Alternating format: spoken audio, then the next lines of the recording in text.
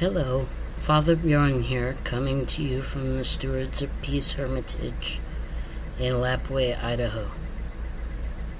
Today I would like to talk about the perspectives of pride, something near and dear to my heart. This was written many years ago and given as a sermon at the Center for Spiritual Living in the Lewis-Clark Valley. Many years ago, a teacher of mine once told me that there is such a thing as righteous anger. At the time, I had been deeply hurt because of the actions of others toward me. I had been working at a job I loved. However, misunderstandings got in the way of others' ability to work alongside me, which led to my being fired for the first time in my life.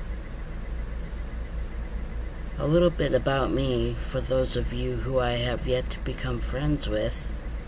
I am a monk. Under these simple robes lives a man who has routinely been mistaken for things he is not. I am not the tallest, strongest, or most charismatic guy you will ever meet. My voice isn't deep, so those who hear my voice without seeing my face often refer to me as ma'am. My beard is patchy on its best day, and I'm more than a little fluffy in the waist. As if all of this weren't clearly obvious, I also happen to be covered in tattoos. These are not things one tends to imagine when they hear the word monk. I don't hide any of these things from plain sight. They are part of who I am. I hate to use the word pride. I feel that integrity is a more fitting description of how I come to terms with my own humanness. Pride implies hard-headedness rather than a lack of shame, whereas integrity implies self-acceptance. I say this because we are fast approaching June, which is celebrated as National Pride Month, and as some of you may know, in addition to looking funny, I also happen to be gay. These things might seem distasteful to some of you. They might seem of little relevance. Many people in my life have exercised their own righteous anger towards me, although I do not yet understand what offense I had committed against them. Perhaps they had some insight that I did not, or perhaps it was merely hearsay that caused them to pass judgment upon me. Perhaps it was simply that my appearance upset them in a way that stirred up their own uneasiness within them, and that they needed a place to park their blame for the feelings that were intruding upon the convenience of their daily lives. Whatever their reasons may have been, I will likely never know. It is easy for us, humans, to attempt to fit the experience that we know as God, or the universe, or some other nomenclature which describes the phenomenon, into neat little boxes that correspond with our views on what is good, righteous, and pleasant. More often than we realize, we pass judgment on those around us based on these things. Subconsciously, we have a desire to determine what God might think about everything in our tiny little world, from hairstyles to the things we own, the language we use, and upon whom we place our affections. It is as if we were trying to enforce the things we think that God ought to be doing, thinking, or feeling about the world around us. In turn, we develop a system of behavior that justifies our judgment of others. We exclude people we dislike for some reason or another from social interactions, and instead only include those who fit into neat little boxes. No one is exempt from this pattern. I myself have done these things and continue to stumble into repeating these mistakes. We teach our children this behavior. We decide who they can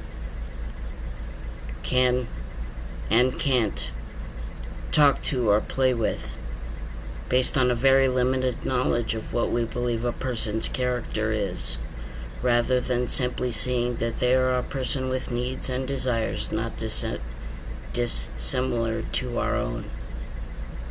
We justify our callousness towards others with the idea of righteous anger. Perhaps they have made us angry with their words, the way they look, or their actions.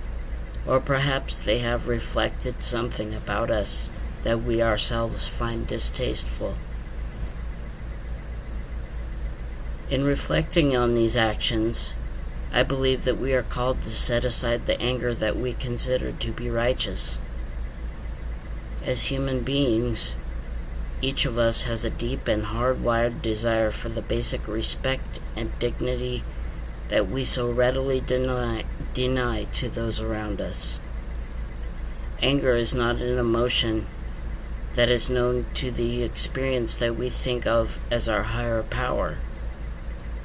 In all my studies of theology and religious development, it would seem as if the emotion has been projected onto the narrow image of what a small group of people have experienced God to be. Who we are as humans, our will to survive, and our need for social acceptance all pull us in a myriad of directions that are not in line with the teachings of those we consider to be the great teachers, such as Christ, Buddha, Muhammad, or Gandhi. Their teachings tell of a vivid demonstration of the awesome and all-encompassing love that comes forth from the heart of the divine, compassion and peace that surpass all human understanding. These teachers challenge our idea of what God is, and demonstrate time and time again that no box we create can contain God within it. It is impossible for our human minds to truly grasp the sovereign presence, the all-encompassing benevolence, the transcendental beauty that we call God. My intention today is not to change your minds or hearts. I am not able to truly understand the experiences each of you have had in your lives, the things that have shaped you today, or your own experience of what God may be to you has been. I do ask that from time to time, each of you might take a moment to reflect and remember that imperfection is part of our nature as humans. We live in a world that is already overly full of hatred and judgments. Perhaps if each of us has one single short moment of forgiveness, non-judgment, or simply being present without the impulse to exert control over every part of our own little worlds, we might begin to grasp the picture of grace that the great teachers labored so lovingly to create for us.